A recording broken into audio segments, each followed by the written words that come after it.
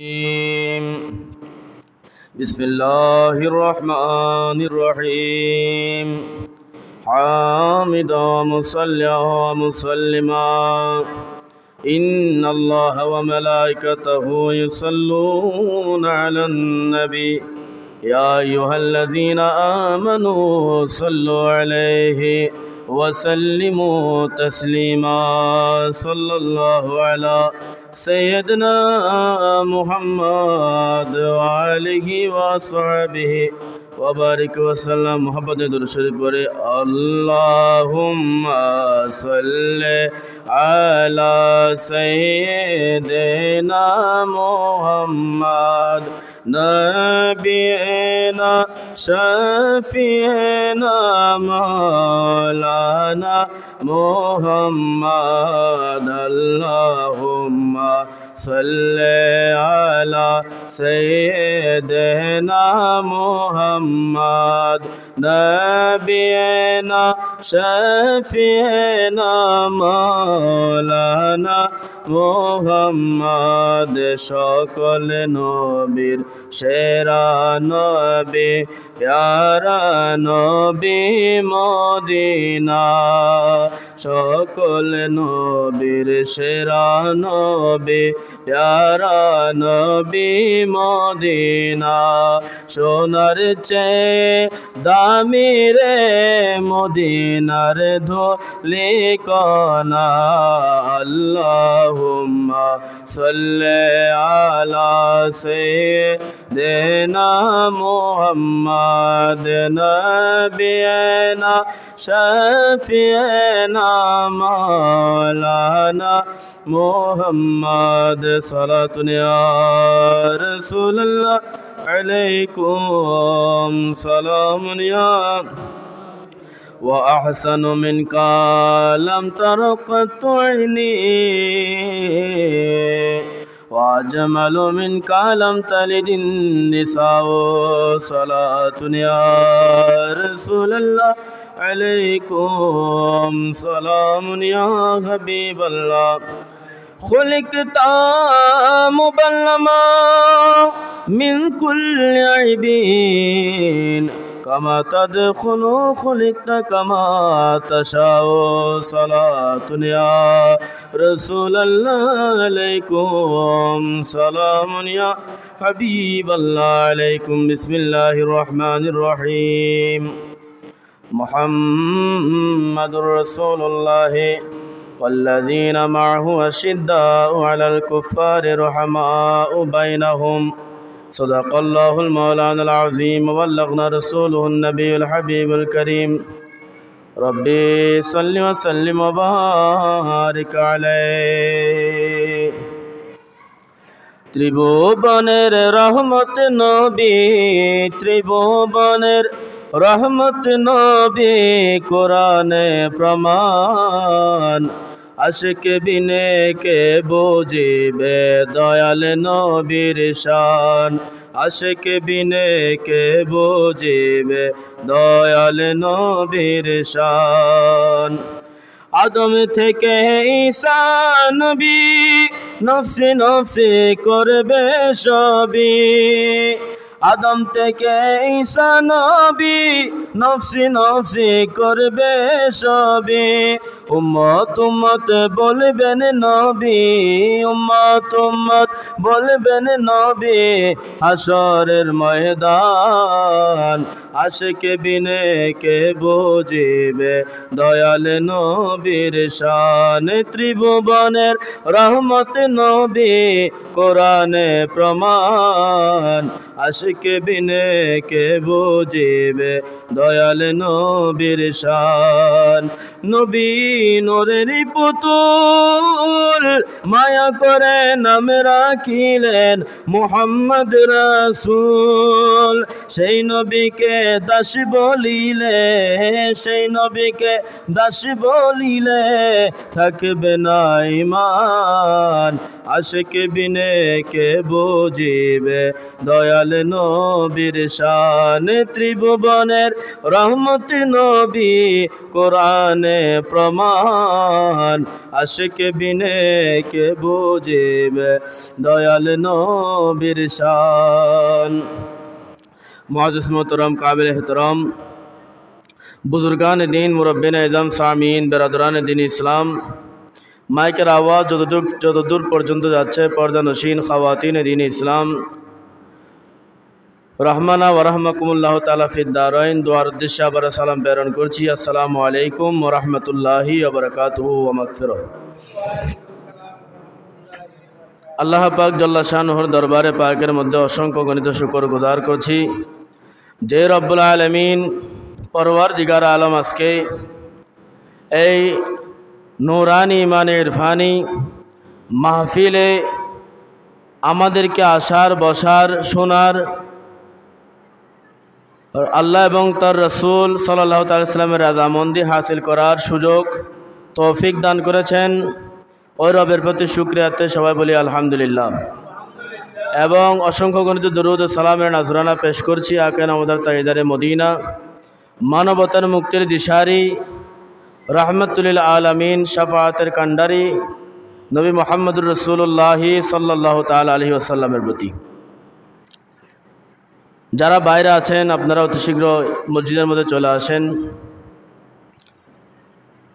আমরা দোয়া করি তাদের জন্য যারা আজকের এই মাহফিলের মধ্যে দান সৎকার মাধ্যমে মাহফিলকে পূর্ণতা দান করেছেন এবং তাদের জন্য দোয়া করি যারা এই মাহফিলের ইন্তজামের জন্য অনেক কষ্ট এবং অনেক শ্রম দিয়েছেন। আল্লাহ পাক রব্বুল আলামিন তাদের এই শ্রমকে কবুল করুন, সবাই বলে আমিন। এবং যারা বাইরে আছেন আল্লাহ পাক রব্বুল আলামিনকে যেন তাদেরকে সঠিক বুঝ দান করেন এবং এলাকার সৌন্দর্য রক্ষার্থে এলাকার সুনাম রক্ষার্থে অতিসত্বর যাতে মাহফিলের মধ্যে এসে বসে যাওয়ার তৌফিক দান করেন, সবাই বলেন আমিন। আল্লাহ পাক রব্বুল আলামিন তার হাবিব সাল্লাল্লাহু তাআলা আলাইহি ওয়াসাল্লামকে ঘোর অন্ধকার যুগের মধ্যে দুনিয়াটাকে রৌনক করার জন্য আলোকিত করার জন্য আল্লাহ পাক রব্বুল আলামিন তার হাবিবকে এই দুনিয়ার মধ্যে প্রেরণ করেছেন এবং প্রেরণ করার সাথে সাথে অন্ধকার যুগের অবসান ঘটেছে, আলোর যুগের বিকিরণ ঘটেছে, সবাই বলি সুবহানাল্লাহ। আল্লাহর হাবিব সাল্লাল্লাহু তাআলা সাল্লামকে ভালোবাসার কথা আমি বলি না, হাদিস শরীফ বলে না, আইম্মায়ে মুজতাহিদরা বলে না, স্বয়ং আল্লাহ কোরআনে বলে সুবহানাল্লাহ। শুধু আমরা আল্লাহ রসুলকে ভালোবেসে আজকে মসজিদের মধ্যে বসে থাকি তা নয়, আমরা আল্লাহ রসুলকে ভালোবেসে মিলাদুন নবী করি তা নয়, আমরা আল্লাহ রসুলকে ভালোবেসে রসুলুল্লাহর সিরাতের আলোচনা করি তা নয়, আল্লাহ রসুলকে আল্লাহ রসুলের সাহাবায়ে কেরাম আমাদের চাইতে বড় বেশি বেশি ভালোবাসতেন সুবহানাল্লাহ।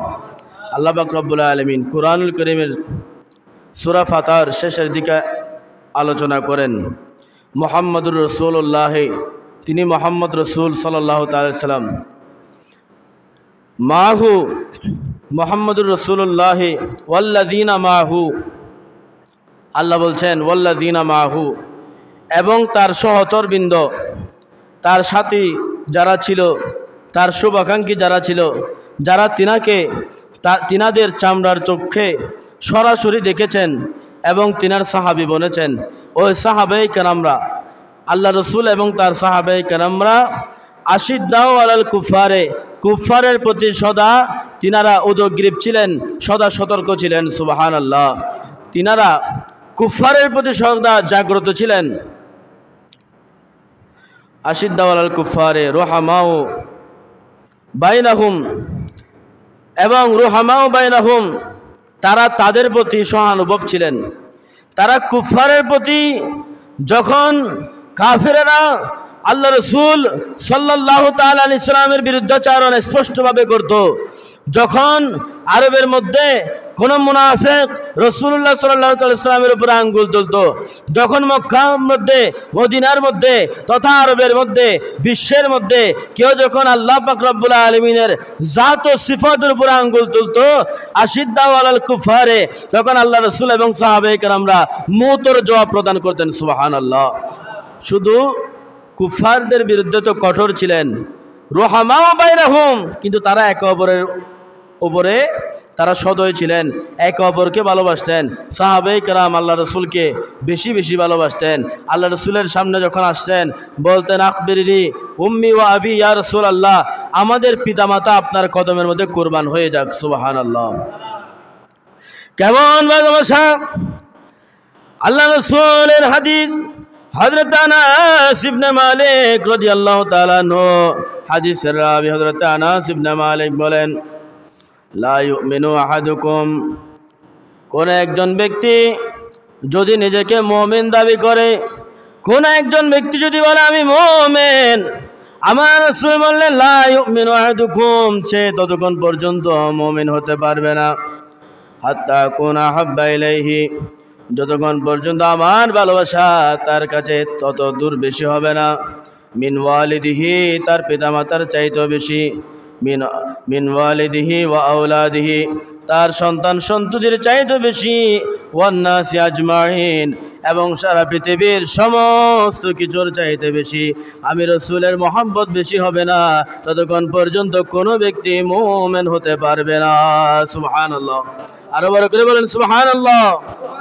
আবার রাসূল বললেন, মুমিন ততক্ষণ পর্যন্ত হতে পারবে না যতক্ষণ পর্যন্ত তার ভালোবাসা, আমি রাসূলের ভালোবাসা তার কাছে তার পিতা মাতার চাইতে বেশি, সন্তান সন্ততির চাইতে বেশি এবং সমগ্র জাহানের চাইতে বেশি হবে না, ততক্ষণ পর্যন্ত সে মুমিন হতে পারবে না। একদিন আমার রাসূল, বুখারী শরীফের হাদিসের মধ্যে আসছে, হযরত ওমর ইবনুল খাত্তাব রাদিয়াল্লাহু তাআলা আনহুকে ডেকে বললেন, ও ওমর, তুমি তো আমার খলিফা, ও ওমর তুমি আমাকে কতটুকু ভালোবাসো? হযরত সাইয়েদনা ওমর বলে, ইয়া রাসূলুল্লাহ, ইয়া হাবিবাল্লাহ, আমি আপনি ও রাসূল কে সব চাইতে বেশি ভালোবাসি, কিন্তু ইয়া রাসূলুল্লাহ আমার জানের চাইতে আমি আপনাকে বেশি ভালোবাসি না। আমার রাসূল বললেন, ও ওমর তোমার ভালোবাসাটা পূর্ণতা পায় নাই, ও ওমর তোমার ভালোবাসাটা যথার্থ হয় নাই। এরপরে হযরত ওমর বলে, ইয়া রাসূলুল্লাহ, ইয়া হাবিবাল্লাহ, ইয়া রাসূলুল্লাহ, জান জান, আমি আপনি রাসূলকে আমার জানের চাইতে নয়, ইয়া রাসূলুল্লাহ সমগ্র জাহান মধ্যে আল্লাহর পরে নিজের জানের চাইতে, নিজের মালের চাইতে, নিজের স্ত্রীর চাইতে, নিজের পুত্রের চাইতে, নিজের আত্মীয় স্বজনের চাইতে, নিজের জানের চাইতে আপনি রাসূলকে আমি ওমর বেশি বেশি ভালোবাসি। সুবহানাল্লাহ। আমার রাসূল বললেন, ওমর এখন তোমার ভালোবাসা পূর্ণতা পাইল, এতক্ষণ পর্যন্ত তোমার ভালোবাসা পূর্ণতা পায় নাই। হযরত ওমর বলে, ইয়া রাসূলুল্লাহ যখন হুকুম আসবে, কোনো কেউ আছুনি যে রাসূলের জন্য নিজের জান দিতে পারবে, নিজের মাল দিতে পারবে, ইয়া রাসূলুল্লাহ তখন আমি ওমরকে আপনার সামনে আমার জান নিয়ে হাজির অবস্থার মধ্যে পেয়ে যাবেন। সুবহানাল্লাহ। সাহাবায়ে কেরাম আমার রাসূলকে এমন বেশি ভালোবাসতেন, নিজের জান দিতেও আমার রাসূলের জন্য দ্বিধাবোধ করতেন না। সেজন্য বলে সমগ্র দুনিয়ার সব চাইতে বেশি ভালোবাসতে হবে কাকে? আল্লাহর রাসূলকে, আল্লাহ এবং তার রাসূলকে। আল্লাহর পরে আমার রাসূলকে বেশি ভালোবাসতে হবে। আমার রাসূলের ভালোবাসায় সাহাবায়ে কেরামরা সব সময় অনেক অ্যাক্টিভ ছিলেন, আমার রাসূলের ভালোবাসায় নিজেদের জান পর্যন্ত দিয়ে দিতে পারতেন। মক্কার একজন সাহাবী হযরত উরওয়া ইবনে মাসউদ রাদিয়াল্লাহু তাআলা, তিনি তার সহচরদেরকে নিয়ে দাঁড়াইলেন, সহচরদের উদ্দেশ্যে তিনি ভাষণ দিচ্ছিলেন। ভাষণ দেওয়ার সময় হযরত উরওয়া ইবনে মাসউদ বলে, ও আমার সহচর, ও আমার সঙ্গীরা, ও আমার সাথীরা, তোমরা কি এমন কোনো ভালোবাসা দেখেছ যে ভালোবাসার মধ্যে নিজের জান দিতে দ্বিধাবোধ হয় না? তার সঙ্গীরা বলে, না না, আমরা তো এমন ভালোবাসা হয়তো দেখি নাই। হযরত উরওয়া ইবনে মাসউদ বলে, আমি রোমের কাইসারকে দেখেছি, আমি কিসরার বাদশাকে দেখেছি, আমি নাজ্জাশীর বাদশাকে দেখেছি। তাই ওই বাদশাগুলার যারা অনুগত ব্যক্তি আছে তারা তার জন্য জান দিতে রাজি নয়, কিন্তু তার জন্য সমস্ত কিছু দিতে রাজি থাকে। কিন্তু আমি এমন একজন ব্যক্তিকে দেখেছি যিনি কোনো বাদশাহ নয়, যিনি কোনো রাজা নয়, যিনি কোনো সুলতান নয়, কিন্তু ওই ব্যক্তিকে তার অনুসারীরা সুলতান মনে করে, কিন্তু ওই ব্যক্তিকে তার অনুসারীরা সম্রাট মনে করে, কিন্তু ওই ব্যক্তিকে তার অনুসারীরা সমস্ত কিছুর ঊর্ধ্বে প্রাধান্য দেয়। ওই ব্যক্তি হলেন মুহাম্মদুর রাসূলুল্লাহ সাল্লাল্লাহু তাআলা আলাইহি ওয়াসাল্লাম। সবাই বলেন সুবহানাল্লাহ। ও আমার সাথীরা, আমি উরওয়া ইবনে মাসউদ দেখেছি, যার জন্য তার সহচররা জান দিতে পারে, মাল দিতে পারে, যার সামনে তার সহচররা নিজের জান দিয়ে দিতে পারে, উনি হচ্ছেন আল্লাহর রাসূল সাল্লাল্লাহু তাআলা সাল্লাম। এরকম অনুগত্য আমি এই জমিনে আর দেখি নাই, যে জমিনের মধ্যে আল্লাহর প্রেমে, আল্লাহর ভালোবাসায় তার বন্ধুর জন্য জানটুকু বিলীন করে দিতে পারে, এরকম নজির আমি আর কখনো দেখি নাই। শুধু তা নয়, এরকম আরো অনেক ওয়াকিয়া রয়েছে। আমার রসুলের জন্য সাহাবায়ে কেরামরা নিজের জান দিতেও প্রস্তুত ছিলেন। উহুদের যুদ্ধের মধ্যে আমার রসুল দণ্ডায়মান, একের পর এক সাহাবী এসে আমার রসুলের সামনে দাঁড়াইয়া যায় আর নিজের জানকে আমার রসুলের কদমের মধ্যে কুরবান করে দেয়। সুবহানাল্লাহ। আল্লাহুম্মা সাল্লি আলা মুহাম্মাদ ওয়া আলা আলি সাইয়্যিদিনা। ওনারতে বল খুঁজি না, কোনো কষ্ট লাগে? আজকে একদিন রাসূলুল্লাহর ভালোবাসায় অন্তর খুলে সবাইকে দেখিয়ে দেন, আল্লাহ রসুলকে দেখিয়ে দেন, ইয়া রাসূলুল্লাহ, সারা দুনিয়া যেদিক যাবে যাক, আমরা উত্তর নীলেশ্বরীর এলাকাবাসী, আমরা উত্তর নীলেশ্বরী জামে মসজিদের মধ্যে বসে আপনার উপরে দরুদ শরীফ পড়ে দেখিয়ে দিতে চাই, ইয়া রাসূলুল্লাহ, দুনিয়া যেদিকে যাবে যাক, আমরা আপনি রাসূলকে জানের চাইতে বেশি ভালোবাসি। সুবহানাল্লাহ। আল্লাহুম্মা সাল্লি আলা মাওলানা মুহাম্মদ ওয়া আলা আলি সাইয়্যিদিনা। উহুদের যুদ্ধের মধ্যে আমার রাসূলের সাহাবী হযরত দুজানা রাদিয়াল্লাহু তাআলা আনহু আমার রাসূলের সামনে এসে দাঁড়িয়ে গেলেন। কাফেররা একের পর এক তীরের আঘাত করে যাচ্ছে। হযরত দুজানা আমার রাসূলের সামনে এমন ভাবে দাঁড়ালেন যেভাবে একজন ব্যক্তি যখন কোনো কেউ আক্রমণ করে বাঘের ধাওয়াকে যেভাবে বটগাছের পিছনে আশ্রয় নিয়ে, ওইভাবে হযরত দুজানা আমার রাসূলের সামনে দাঁড়িয়ে গেলেন যাতে আমার রাসূলের গায়ের ওপরে কোনো তীরের আঘাত না লাগে। একের পর এক তীর আসছে, হযরত দুজানার শরীর ক্ষত বিক্ষত করে দিচ্ছে।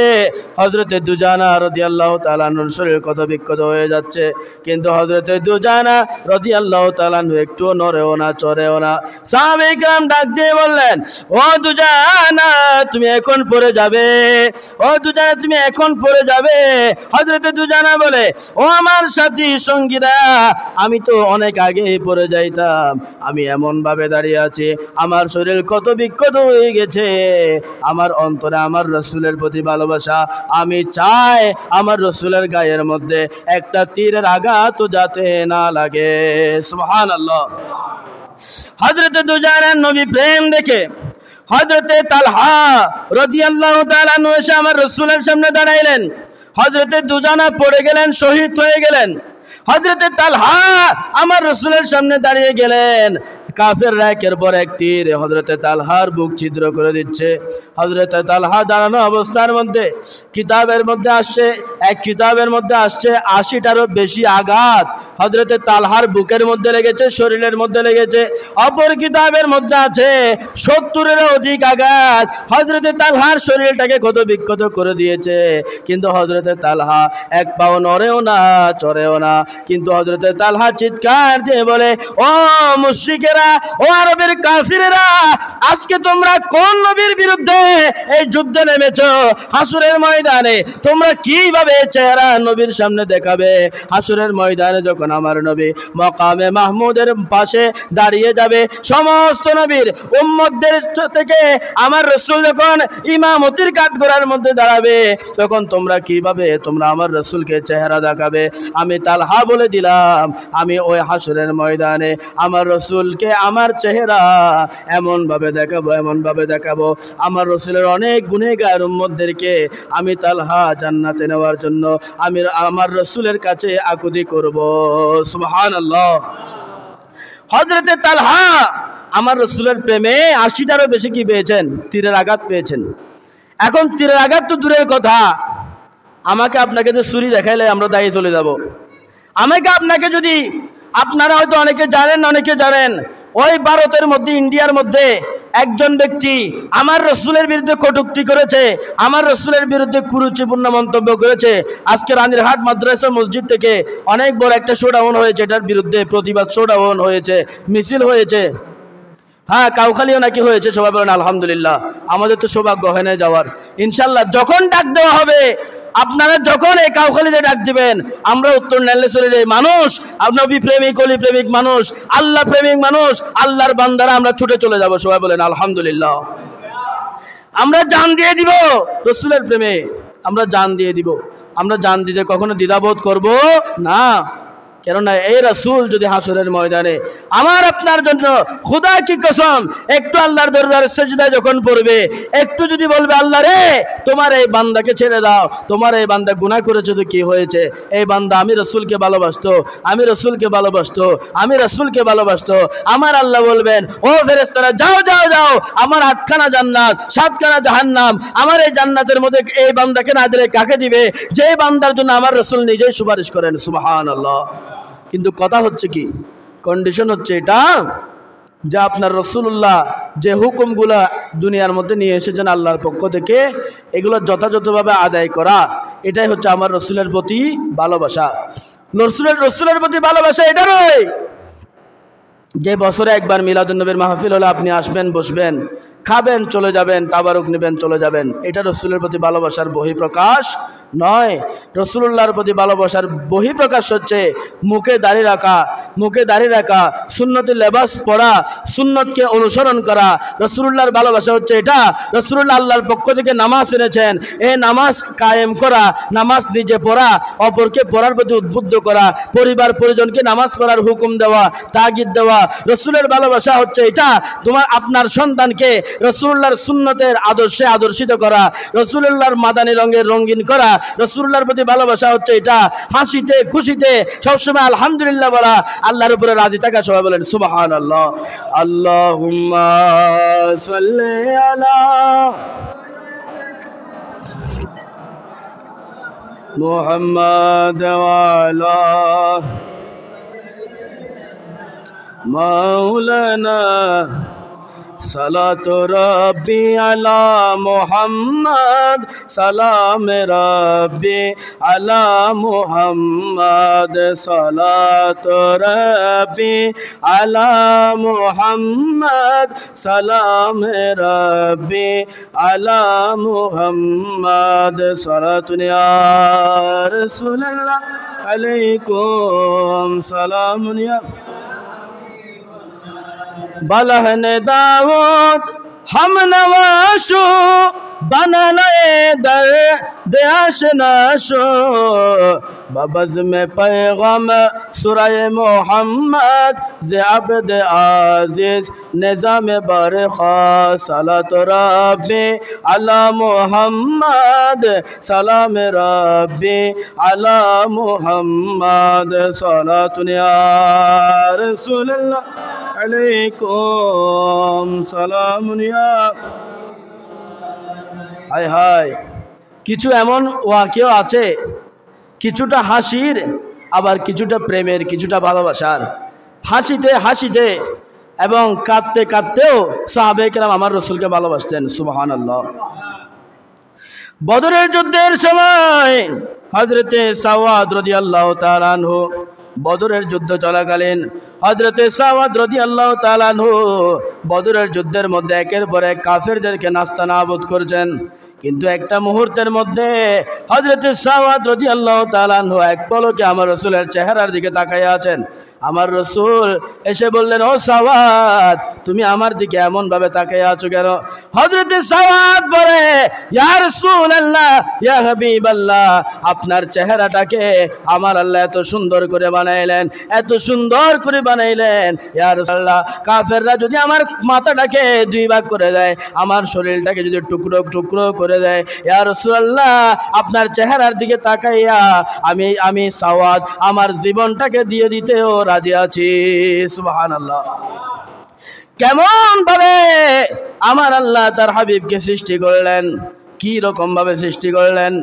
এক শায়েরে বলে, আমার রাসূলকে যখন আমার আল্লাহ সৃষ্টি করলেন, আমার রাসূলের দিকে যখন আমার আল্লাহ সৃষ্টি করার পরে তাকাইলেন, এক শায়েরে বলে, ওয়া হাসানু মিন কালাম তারাকাত আইনি ওয়া আজমালু মিন কালাম তালিদিন নিসাও। আমার আল্লাহ বললেন, ওয়া হাসানু মিন কালাম তারাকাত আইনি, আমি কি সৃষ্টি করলাম, কি সৃষ্টি করলাম? ওয়া আজমালু মিন কালাম তালিদিন নিসাও, এমন সুন্দর সৃষ্টি করলাম যে সুন্দরের দিকে তাকাইয়া আমি রব্বুল আলামিনও ফিদা হয়ে গেলাম। সুবহানাল্লাহ। খুলিকতা মুবাল্লাম মিন কুল্লি আইবিন কামা তাদখুলু খুলিকতা কামা তাশাও, বলা আমি কি সৃষ্টি করলাম, আমি এই সৃষ্টির মধ্যে কামা তাশাও, আমি নিজেও ফিদা হয়ে গেলাম। হযরতে সাওয়াদ বলে, ইয়া রাসূলুল্লাহ, ইয়া হাবিবাল্লাহ, আপনার চেহারার দিকে তাকাইয়া আমি এমন ভাবে ফিদা হয়ে গেলাম, আমার জান চলে যাইলেও আমার আর কোনো জানের প্রতি কোনো মায়া নাই। আমার রাসূল তখন একটা তীর হাতে নিলেন, তীর নিয়ে হযরতে সাওয়াদকে পেটের মধ্যে এইভাবে একটা খোঁচা দিলেন হযরতে সাওয়াদকে। হযরতে সাওয়াদ বলে, ইয়া রাসূলুল্লাহ, হযরত সাওয়াদ হেসে দিলেন। যুদ্ধের ময়দানে যুদ্ধ চলছে, কাফেররা মুসলমানদেরকে মারছে, মুসলমান কাফেরদেরকে মারছে, ওই সময়টার মধ্যে হযরতে সাওয়াদ আমার রাসূলের দিকে তাকায় আছে। আমার রাসূল যখন তীর দিয়ে এভাবে খোঁচা দিলেন, সাওয়াদ বলে, ইয়া রাসূলুল্লাহ, আপনি আমাকে কেন খোঁচা দিলেন? আমার রাসূল বলে, সাওয়াদ, যাও যাও যাও যাও, এত হাসিও না, তুমি যুদ্ধ করো, কাফেরদেরকে মাটির মধ্যে লুটাইয়া দাও। সাওয়াদ বলে, ইয়া রাসূলুল্লাহ, আপনি আমাকে কেন খোঁচাইলেন? আমি আপনার থেকে প্রতিশোধ নিব। সুবহানাল্লাহ বলেন। কে বলে? আমার রাসূলের সাহাবী সাওয়াদ বলে, হাসি হাসি বলতেছে। যুদ্ধের ময়দানে ওই রকম অবস্থার মধ্যে, কঠিন অবস্থার মধ্যে সাওয়াদ হেসে এসে বলতেছে, ইয়া রাসূলুল্লাহ, আমি আপনার থেকে কি নিব? প্রতিশোধ নিব। আমার রাসূল তিনার জুব্বা মুবারকটা এভাবে তুলে দিলেন, ফ্যাট দেখা যাইতেছে। বলে, সাওয়াদ রে, তোর কি প্রতিশোধ নেওয়ার দরকার? দেয় প্রতিশোধ নেয়, এই তীর আমার এখানে ফ্যাটের মধ্যে ঢুকাই দে। হযরতে সাওয়াদ সাথে সাথে আমার রাসূল হাত থেকে ওই তীরটা নিয়ে তীরটা নিচে রেখে দিলেন, নিক্ষেপ করলেন না, নিচে এইভাবে রেখে তারপরে মাথাটা আমার রাসূল মনে করলেন কি করবে না কি করবে, সাওয়াদ দুটা আমার রাসূলের ওই পেট মোবারকের মধ্যে চুমু দিয়ে দিলেন। সুবহানাল্লাহ। আমার রাসূল বলে, সাওয়াদ তুমি কি করলা? সাওয়াদ বলে, ইয়া রাসূলুল্লাহ, আমি এমন একটা কাজ করেছি যে কাজটা হাসরের ময়দানে আমি যদি গুনাহগার হয়ে থাকি, এই কাজটা আমার জন্য নাজাতের উসিলা হয়ে যাবে। ইয়া রাসূলুল্লাহ, মিজানের পাল্লার মধ্যে যখন আমার আমলগুলো মাপ দেওয়া হবে, যদি আমার গুনার ঘাটতি বাড়ি হয়ে যায়, আমাকে যদি জাহান্নামের দিকে নেওয়া হয়, আমি সাওয়াদ দাঁড়িয়ে যাব আর বলবো, ও রব্বুল আলামিন, আমাকে আপনি কিভাবে জাহান্নামে দিবেন? আমি সাওয়াদের এই দুই টুট আমার রাসূলের পেট মোবারকের মধ্যে লেগেছিল। সুবহানাল্লাহ। আরো বড় করে বলেন সুবহানাল্লাহ। হযরতে সাওয়াদের দুই টুট আমার রাসূলের পেট মোবারকের মধ্যে লেগেছিল। সাওয়াদ বলে, ইয়া রাসূলুল্লাহ, হাসরের ময়দানে যদি কোনো কিছু নাও পায়, কোনো সার্টিফিকেট যদি হাতের মধ্যে নাও থাকে, একটা সার্টিফিকেট আমার হাতের মধ্যে থাকবে, আমার এই দুই ঠোঁট, দুই জবান, দুই ঠোঁট আমার রাসূলের পেটের মধ্যে লেগেছিল। বড় করে বলেন সুবহানাল্লাহ। আমার রাসূল বললেন, সাওয়াদ, তোমার গুনাহ তুমি মাফ করিয়ে নিয়েছো।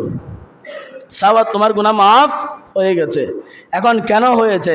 রাসূলুল্লাহর প্রতি ভালোবাসা দেখানোর কারণে। এরকম কিছু কিছু মুহূর্ত এমন ছিল, সাহাবে ইকরাম আমার রাসূলের প্রতি এমন ভালোবাসা দেখিয়েছেন, এমন ভালোবাসা দেখিয়েছেন, আমার রাসূল বলতে বাধ্য হয়েছেন, যাও তোমার জন্য জাহান্নাম হারাম, জান্নাত ওয়াজিব হয়ে গেছে। সুবহানাল্লাহ। হযরত মালিক ইবনে সিনান রাদিয়াল্লাহু তাআলা আনহু, আমার রাসূলের যে রক্ত পান করা হারাম, কিন্তু আমার রাসূলগুলা এগুলা তো দুনিয়ার সাধারণ কোনো রক্ত নয়। মালিক ইবনে সিনান এইভাবে হাত বসাই দিল উহুদের যুদ্ধে, যখন আমার রাসূলের দণ্ডন মুবারক শহীদ হয়েছে, দৌড়ায় এসে এভাবে হাত দিয়ে দিল। আমার রাসূল তাজ্জুব হয়ে কি করে?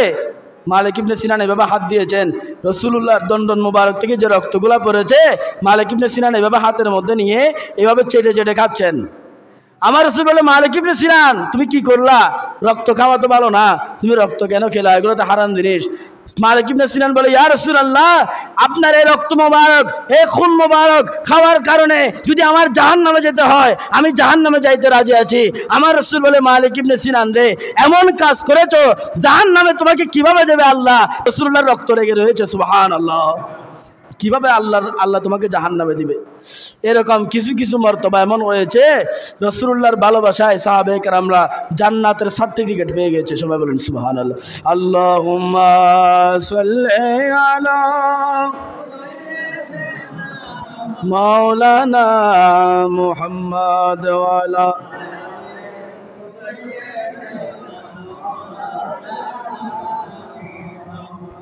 আপনাদের কথা বুঝতেছেন? বলেন বুঝতেছেন কথা? আল্লাহুম্মা সাল্লি আলা মাওলানা মুহাম্মদ ওয়া আলা মাওলানা। অনারের এলাকার মানুষও হদ্দের উদুর উর্দু প্রতি শুক্রবার উনি আর কতদিন অন্যম এটা মনে হয় মাহফিলের মধ্যে নয়।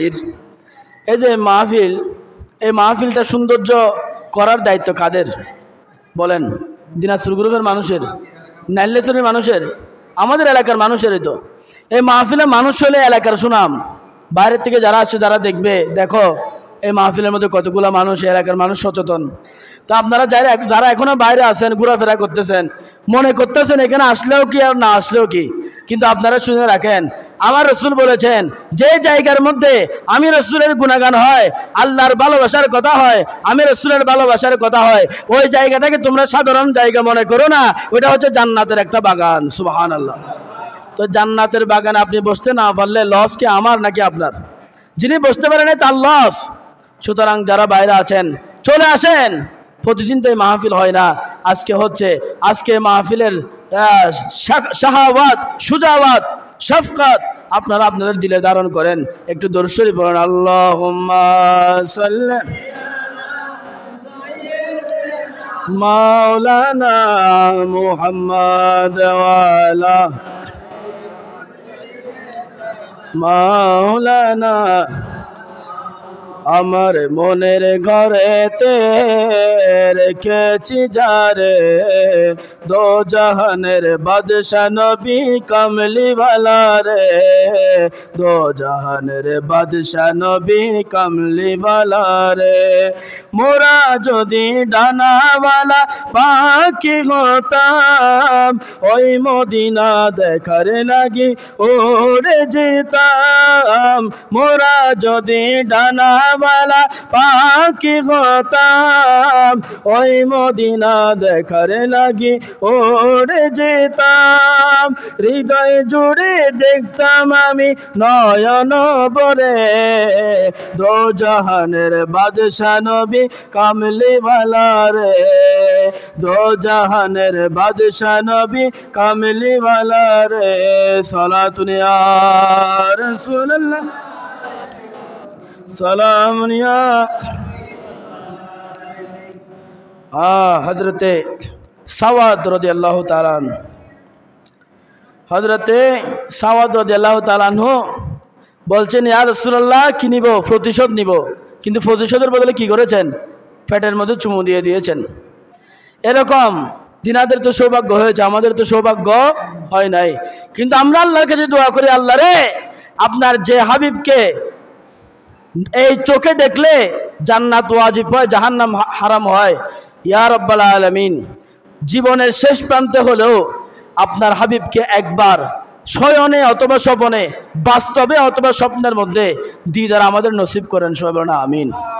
আমরা সবাই চাই কিনা যে আল্লাহ রাসূলের দিদার? আমরা চাই কিনা? যদি চান তাহলে যখন রাসূলুল্লাহর দরুদ শরীফ পড়া হয় উচ্চ আওয়াজে কি করতে হবে? দরুদ শরীফ পড়তে হবে। মহব্বত নিয়ে, রাসূলুল্লাহর ভালোবাসা নিয়ে দরুদ শরীফ যখন পড়বেন, আমার রাসূল বললেন, যে ব্যক্তি আমাকে স্মরণ করবে ওয়াজাবাত লাহু শাফাআতি, আমি তাকে শাফাআত করব এবং এটা আমার জন্য ওয়াজিব হয়ে গেল। সুবহানাল্লাহ।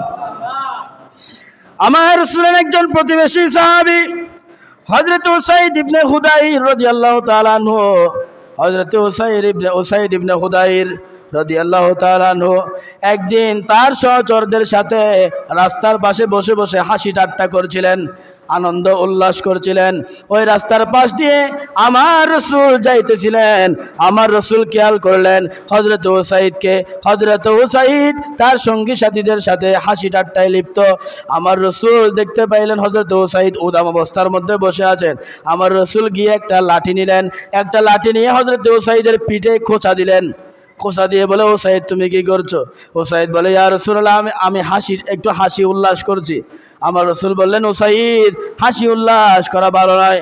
হযরত উসাইদ বলে, ইয়া রাসূলুল্লাহ, ইয়া হাবিবাল্লাহ, হাসি উল্লাস করা ভালো নয়, ঠিক আছে, আমি আজকে থেকে এভাবে হাসি উল্লাস করব না, কিন্তু ইয়া রাসূলুল্লাহ, আপনি যে লাঠি দিয়ে আমার পিঠের মধ্যে খোঁচা দিয়েছেন, ইয়া রাসূলুল্লাহ, আমি এই খোঁচাটার প্রতিশোধ নিতে চাই। সুবহানাল্লাহ।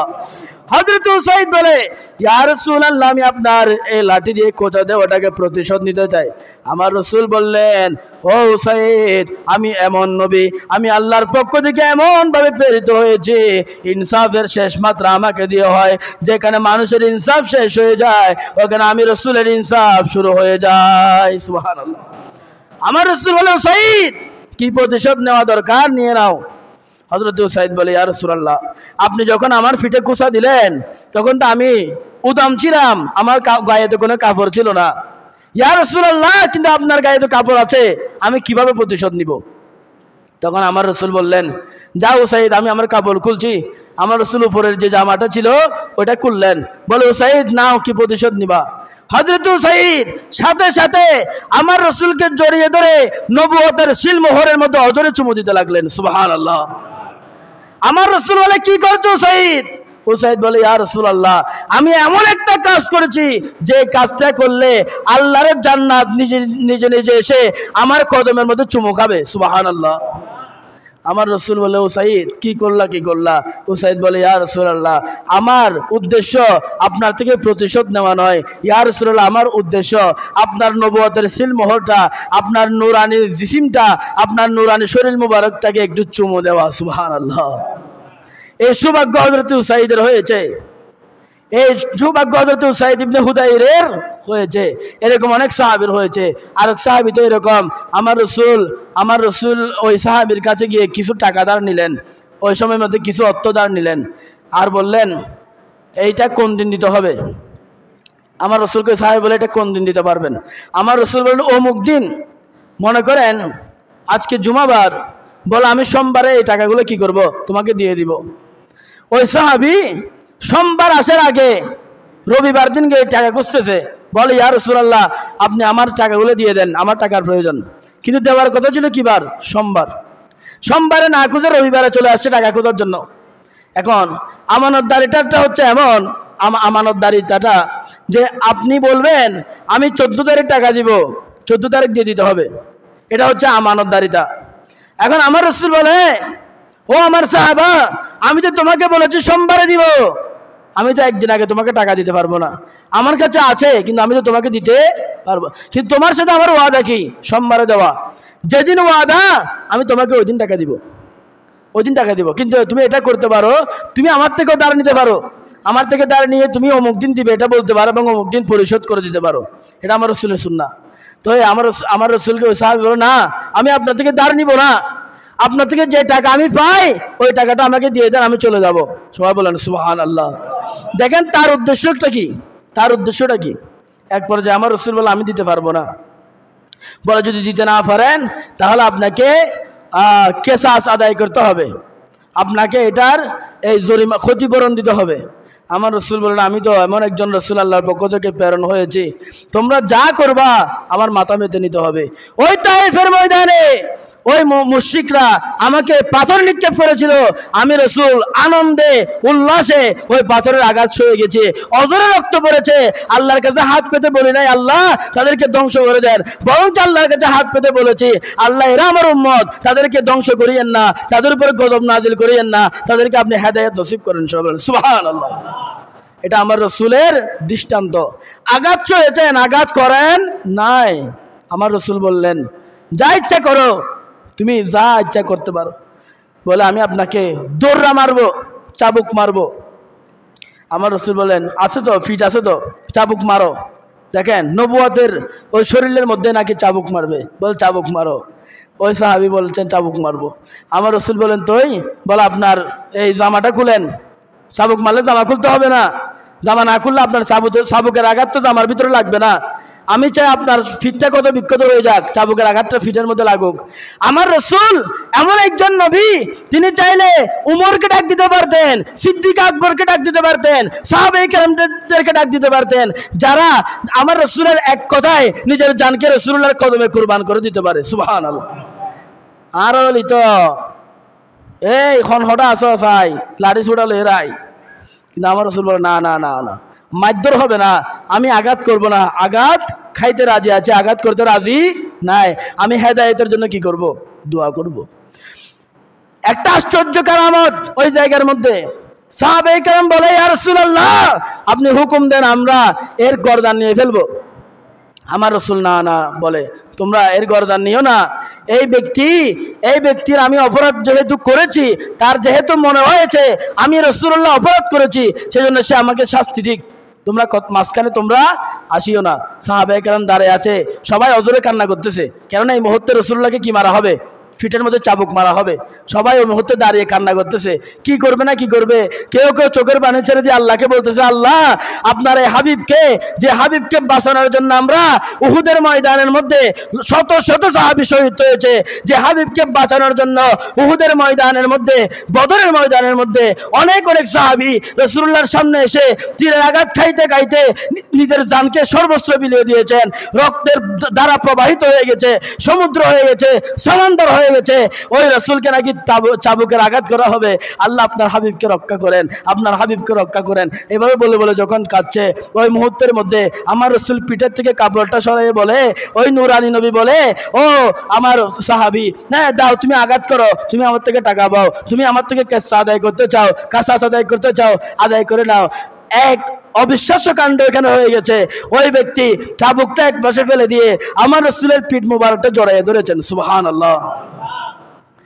বলে ইয়া রাসূলুল্লাহ আমি আপনার নবুয়তের সিলমোহরে একটু চুমু খেতে চেয়েছিলাম, আমি চেয়েছিলাম আপনি রাসূলকে একটু জড়াইয়ে ধরবো, আপনি রাসূলের উষ্ণতা একটু অনুভব করবো। সবাই বলেন সুবহানাল্লাহ। আরো বড় করে বলেন। বলে তো এটা তো তুমি বললে পারতা, এত নাটক কেন করলা? এটা তো তুমি বললে পারতা, এত লম্বা ঘটনা কেন করলা? ওই ব্যক্তি বলে ইয়া রাসূলুল্লাহ আমি যদি এরকম কিছু না করতাম আপনি তো আপনার ফিট মুবারক খুলতেন না, আপনি তো এমন রাসূল, আমরা তো উদ্দে গায়ে হাঁটি ফুটে কাটে, আমরা তো পারি না যে লঙ্গিটাও খুলে ফেলাই দিই, আর তো না পারতে লঙ্গি খুলে ফেলাই দিই হাঁটির ফুটোর মধ্যে, ফলে 3/4 ফ্যান পরে পরে ফুটো ফুটো হাঁটের। এন এক নবীর আর উম্মত, যে নবীর কোনোদিন সতর দেখানো যায় বড় করে হন সুবহানাল্লাহ। কিন্তু আরা কি করির, আর কে কে উদ্দে গায়ে হাঁটির, কে কে নাবির নিচে নিচে দেখার, কে কে সাইডে লঙ্গি খুলে হাঁটি ফেললাই। রাসূলুল্লাহ আর সাহাবী বলে ইয়া রাসূলুল্লাহ আপনি আপনার শরীর মোবারক তো কখনো আমরা দেখি নাই, কিন্তু আমি যদি এতক্ষণ এত বড় ঘটনা না করতাম আপনি তো আপনার ফিটের থেকে কাপড় সরাইতেন না, আর আমি ওই আমার আশা থেকে যাইতো। সেই জন্য ইয়া রাসূলুল্লাহ আপনি আমাকে ক্ষমা করে দেন, এত বড় ঘটনা করতে হয়েছে, এত বড় সিন ক্রিয়েট আমার করতে হয়েছে শুধুমাত্র আপনার নবুয়ত জিসিমের সাথে লাগানোর জন্য এবং নিজের শরীরটাকে ধন্য করার জন্য, যাতে মাটির নিচে দেওয়ার পরে আমার কবর যাতে আমাকে চাপ না দেয়, আমার কবর যাতে ফুলের বাগান হয়ে যায়। বড় করে বলেন সুবহানাল্লাহ। আল্লাহুম্মা সাল্লি মাওলানা মুহাম্মদ ওয়া আলা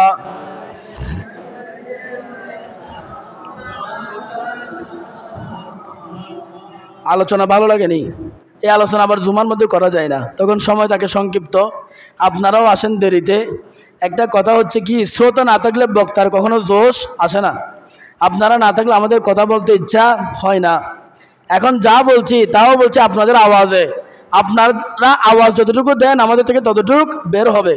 জুমার মধ্যে আলোচনা করার সুযোগ হয় না, কিন্তু আলোচনা আপনারা তো শুনছেন, অনেক আলোচনা করা যায়, সুন্দর আলোচনা করা যায়। ইসলামের মধ্যে এমন কিছু আছে যা হয়তো আমরা নিজেরাও অনেকেই শুনি না। 1,24,000 পয়গম্বর দুনিয়ার মধ্যে এসেছেন, নবী রাসূল এসেছেন, আমরা অনেক নবী রাসূলের নামও এখনো জানি না। আপনারা কি জানবেন? আমরা অনেকেই জানি না।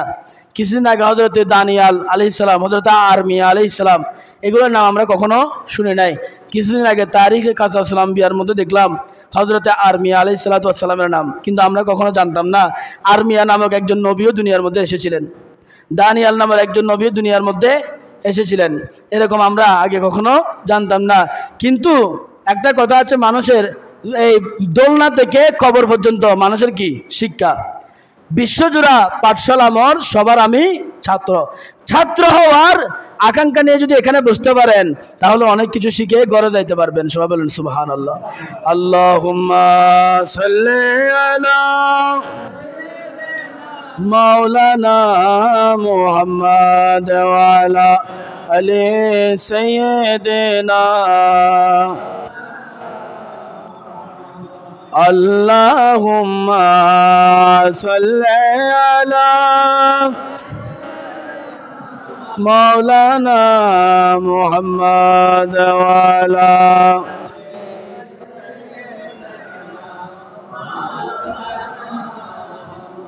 মারহাবা মারহাবা দয়াল নবী, মারহাবা মারহাবা মারহাবা দয়াল নবী, মারহাবা মারহাবা মারহাবা দয়াল নবী, মারহাবা মারহাবা মারহাবা।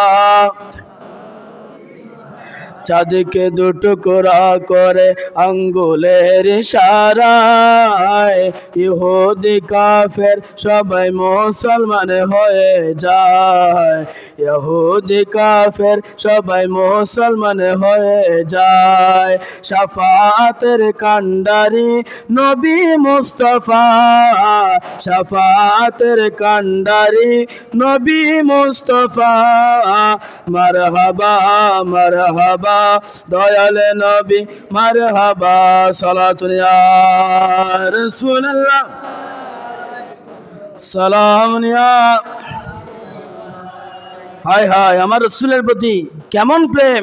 উহুদের যুদ্ধের মধ্যে হযরতে সুমাইয়া রাদিয়াল্লাহু তাআলা আনহা, আপনারা এটা মনে করবেন না যে তখন আমার রসুলের পক্ষে যুদ্ধের মধ্যে শুধু সাহাবারা, পুরুষ সাহাবারা যাইতেন, শুধু তা নয়, আমার রসুলের পক্ষে যুদ্ধের মধ্যে নারীদের অনেক অবদান রয়েছে। সুবহানাল্লাহ। রসুলুল্লাহর কাঁধে কাঁধ মিলিয়ে হযরতে সাইয়েদা আয়েশা সিদ্দিকা সহ যে সমস্ত আমার রসুলের আজওয়াজ মুতাহহারারা ছিলেন, আমাদের আম্মা জানরা ছিলেন, ওনারা সবাই রসুলুল্লাহর কাঁধে কাঁধ মিলিয়ে যুদ্ধের মধ্যে গিয়ে কাফেরদের বিরুদ্ধে যুদ্ধ করতেন। সুবহানাল্লাহ। তেমনি একজন রমণী ছিলেন হযরতে সুমাইয়া রাদিয়াল্লাহু তাআলা আনহা, যিনি উহুদের যুদ্ধের মধ্যে গিয়ে সরাসরি কাফেরদের বিরুদ্ধে রাসূলুল্লাহর পক্ষে যুদ্ধ করেছেন, সরাসরি যুদ্ধ করেছেন। আর আজকে আমার মা বোনেরা জামাই হড়ে বউ ন জানে, বউ হড়ে জামাইয়ে ন জানে। স্বামীর খেদমত কি করবে? স্বামীর নিজে বাদ বাড়ি খেতে হয়।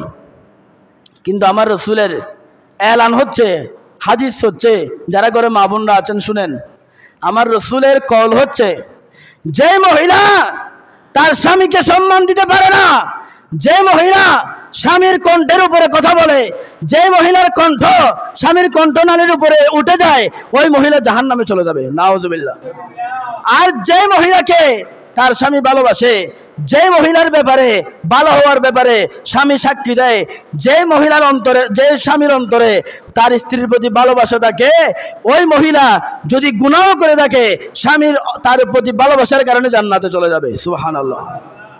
এবং মহিলারা হচ্ছে পুরুষদের অর্ধেক, পুরুষদের সেজন্য বলে অর্ধাঙ্গিনী। কি বলে? অর্ধাঙ্গিনী। আমার মা বোনেরা এটা বুঝে না, নিজেদের দাম নিজেরা কি করে ফেলে? কমাই ফেলে, রাস্তার মধ্যে চলে আসতে চায়, নিজেদেরকে নিজেরা সস্তা করে ফেলে।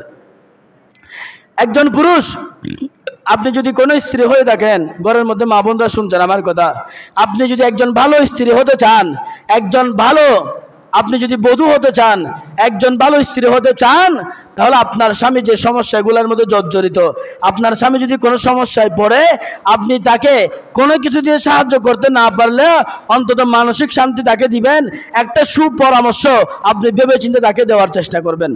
এটা হচ্ছে আমার রাসূলের শিক্ষা। স্ত্রীদের কাছে গিয়ে স্বামী সমাধান পাইতে হবে। স্ত্রীদের কাছে শুধু শারীরিক শান্তি পাওয়ার জন্য নয়। আপনি যদি শুধু শারীরিক শান্তির কথা চিন্তা করেন, গুনাহ হবে। আর কি গুনাহ হবে? নর্তকীদের কাছে চাইলে তো আপনার শরীরের শান্তি হয়ে যায়, 500-1000 টাকা দিলে শরীরের শান্তি হয়ে যায় না, কিন্তু গুনাহ হবে আর কি, জেনা ব্যভিচার হবে আর কি। তো শুধুমাত্র এটাকে হালাল করার জন্য আপনাকে বিবাহ করা হয় নাই, শারীরিক শান্তিটা পাওয়ার জন্য আপনাকে বিবাহ করা হয় না। শরীয়ত বলে বিবাহ বন্ধনটা এমন একটা বিষয় যেটার মধ্যে শারীরিক শান্তিও থাকবে, মানসিক শান্তিও থাকবে। সুবহানাল্লাহ। ইসলাম বিয়েটাকে এই জন্য কি দিয়েছেন? গুরুত্ব দিয়েছেন। এবং বলছেন ফালিদ যাকারি মিসলু হাজ্জিল উনসায়াইন, 4 জন নারী সমান একজন পুরুষ। 4 জন নারী সমান, সেজন্য নারী পুরুষের সমান অধিকার হতে পারে না। 4 জন নারী সমান একজন পুরুষ। 4 জন নারী যা পারবে না, একজন পুরুষে তা পারবে। আমাদের অন্তর্বর্তীকালীন সরকারের প্রধান উপদেষ্টা ডক্টর ইউনূসের কাছে গত কিছুদিন আগে নারীরা গিয়েছিল যে আমাদের সমান অধিকার লাগবে। কি লাগবে? সমান অধিকার লাগবে, নারী পুরুষ সমান অধিকার। পুরুষের যে অধিকার আমাদেরও এরকম অধিকার থাকতে হবে। উনি বললেন ঠিক আছে, তোমাদেরও সমান অধিকার দিয়ে দিলাম, কিন্তু একটা কন্ডিশন আছে, শর্ত আছে। বলে কি? এখন থেকে যদি কোনো পুরুষ তোমাদেরকে বিয়ে করার পরে ছেড়ে দিতে চায়, তালাক দিতে চায়, তাহলে পুরুষ পুরা কাবিনের টাকা দিবে। আর তোমরা যদি স্বেচ্ছায় পুরুষকে তালাক দিতে চাও, পুরা কাবিনের টাকা তোমরা পুরুষকে দিবে। তারা হাও বলে না, ও বলে নাই, ঘরে চলে গেছে। তো এই সমান অধিকারও খুঁজো, আবার তোমরা কাবিনের টাকা দিতে বললে ওখানে কি বলে ই নারায়ণ তো নাই। আর তো গেলাম শুধুমাত্র পোশাকের স্বাধীনতার লাই, সুরা হাড়ো পোশাক পরি বেল্লাই, শরীর প্রদর্শন করে বেল্লাই। টিয়ার হতা হইলি বাঙালি অচল, টিয়ার বাতর হতা হইলে বাঙালি অচল। এত গরর ফাতিলের মধ্যে কি ন থাকে? বাদ ন থাকে। কিন্তু হতাহ বেলা দিলি বাঙালির গরর ফাতত বাদ ন থাকক, দেশ কি ন থাকক, হতাহ বেলা দিলি বাঙালি বক্তব্যের মধ্যে হন না, 1 নাম্বার হতা হয়ে পারে হেরেবু। ইতের ঘরত কি আছে নাই, ইটাতে হন টেনশন নাই। ইতের বউ কি হার নহার, ঘরের মধ্যে তোর হারি আছে না নাই, বাতসুর আছে না নাই, এই হন চিন্তা নাই। কিন্তু হতাহ বেলা দিলি ইতে দোয়ানোর সংসদ ভবন বানাইব। বাঙালি হচ্ছে এরকম, কিন্তু মূল জায়গার মধ্যে ধরলে দৌড়াই চলে যাবে। যেতে ডক্টর ইউনূস হই যে তোরা যদি পুরুষের তালাক দিতেছ, হাবিনুটিয়া তোরা তো দিম বলিব। মহিলা গো নাই আর ব্যানার হেন পড়িল, ওই ব্যানার ফেলাই রে বেগুন ঘরের মধ্যে গিয়ে গই। আমরা ভেবে দেখবো কি বলেছে, আমরা ভেবে চিন্তে দেখবো। এখনো পর্যন্ত বলে আর পাওয়ানো যায় মহিলা কিন্তু রে সমান অধিকার তো কিন্তু রে। সুতরাং এটা কখনো হতে পারে না নারী পুরুষের সমান অধিকার। আল্লাহর ফয়সালা ফালিদ যাকারি মিসলু হাজ্জিল উনসায়াইন, 4 জন পুরুষ সমান 4 জন নারী সমান একজন পুরুষ। সবাই বলেন সুবহানাল্লাহ। আর আল্লাহর আইনের মধ্যে হাত দিতে পারবে এরকম অধিকার কারো আসেনি? বলেন কারো আছে? কেউ দিতে পেরেছে? কখনো কেউ পারবে না। যদি পৃথিবীর শ্রেষ্ঠ ধনী ব্যক্তিও বলে আল্লাহর এই আইনটা লঙ্ঘন করো, কখনো করা যাবে? কোনো মন্ত্রী বললে করা যাবে? হ্যাঁ, না করাটাই ইমানদারের লক্ষণ। আল্লাহুম্মা সাল্লি মাওলানা মুহাম্মাদ ওয়া আলা মাওলানা। আলহামদুলিল্লাহ, অনেক করে আলোচনা হয়েছে। এখন আজান হবে বরাবর 8:15 যারা বাইরে আছেন, যারা শুধু নামাজ পড়ার জন্য আসবেন, 8:15 জামাত হবে। এখন আজান হবে, 8:15 জামাত হবে। জামাতের পরে আপনারা সুন্নত নফল বিতির পরে আবার সুন্দরভাবে মাহফিলে বসে যাবেন। উনি ওই যিনি আলোচক, প্রধান আলোচক, উনি আসতেছেন। উনি আসার পরে এরপরে আমার বাকি আলোচনা শেষের পরে উনি উনার বিস্তারিত আলোচনা করবেন। আপনারাও ধৈর্য সহকারে বসবেন। এখন আজান হবে, আজানের পরে নামাজ হবে। কারো যদি উজু করার থাকে, হাজত সারার থাকে, আপনারা গিয়ে করে আসেন। আসসালামু আলাইকুম রহমতুল্লাহি ওয়া বারাকাতুহু। নাসের,